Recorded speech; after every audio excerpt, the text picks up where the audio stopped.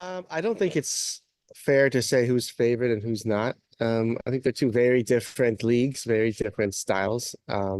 Sometimes the styles match up well and we would have an advantage. For some games, teams like the Xolos will have an advantage. So I'm not sure there are any favorites or teams that are less favored in this tournament. It's just going to be very interesting to watch. I'm looking forward to the two different styles clashing up against each other. And a fair competition. I do think there is a slight advantage for us to play at home. Tijuana is not far away, so I'm sure plenty of fans, Cholos fans, will be there. But it is always more comfortable for a home team. Mhm. And then I have one. Ustedes vienen de un ritmo de 24 partidos jugados y Xolos 4 partidos jugados. ¿Crees que este ritmo les beneficia, les afecta en su rendimiento? No lo sé. Esto creo que Steve ha dicho una cosa muy clara ahora al finalizar el entrenamiento y es que es una competición nueva para todos. A lo que te referías antes a tu pregunta que le has hecho, también todos empezamos con los mismos puntos, mismos goles, mismos partidos, así que a veces el ritmo eh, puedes achacar al ritmo el ganar o perder un partido, pero se suele hacer después de los partidos.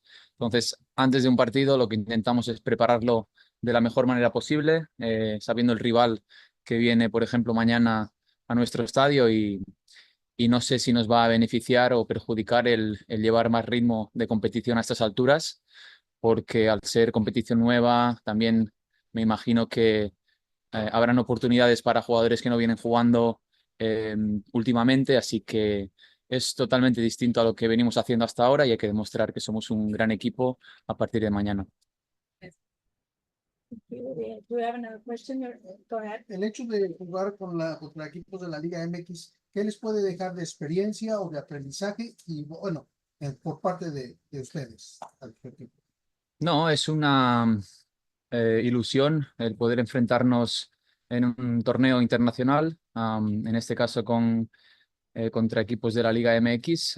Sabemos de la historia que tiene la competición y todos sus equipos, de las grandes aficiones que a pesar de estar fuera de casa seguramente vamos a ver llenando también estadios aquí en Estados Unidos, así que es más una ilusión y una motivación poder jugar contra ellos, más allá de la experiencia que nos puedan dar como grupo, como club, el poder jugar contra equipos mexicanos. Steve, what did you expect for this tournament? One more time. I expect some exciting games. I think you'll see some teams trying to impose their style on the others. And, it's always a challenge for us, also in MLS, but I think you have now played against some of the Liga MX teams that they are so much different that it's really going to be a matter of who is able to implement their way of playing on the other for longer than the other opponent. And if you can achieve that, I think you have a better chance of winning the game. There are some very high quality players playing in Liga MX, but you also have to be aware of. And so if you are getting exposed and caught in too many 1v1 situations, then I think there's an advantage on the other side. And so for us, as always at LAFC, whether it's this competition or any other, we like to do things together. And we feel if we move and apply our behaviors and principles as a group, we have a very good chance of beating a lot of teams. Everybody's no injuries, no. Just Timothy Tillman is injured at the moment.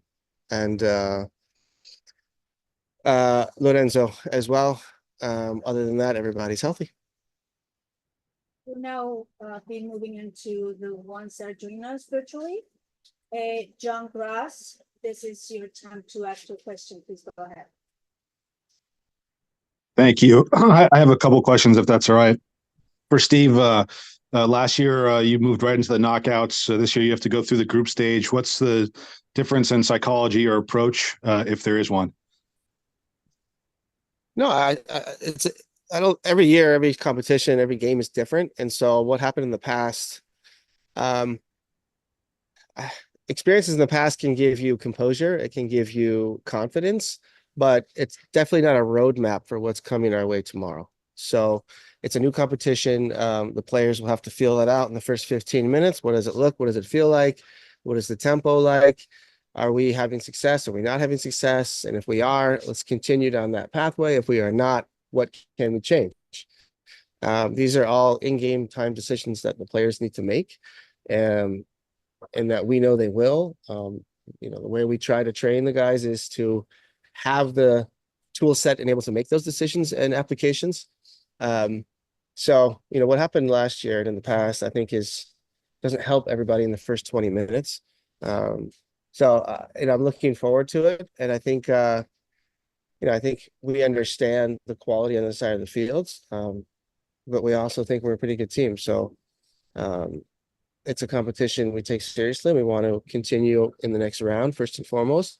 And then from there, go as far as possible. And one more from me.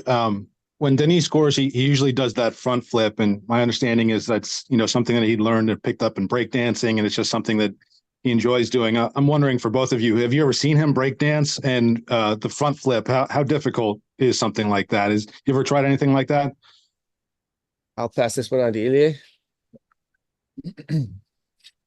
I cannot wait to watch the breaking in the new Olympic Games. It's the new discipline. So I prefer the need to celebrate it with freedom, but together as a team, as he does, and not get injured while celebrating a goal if possible.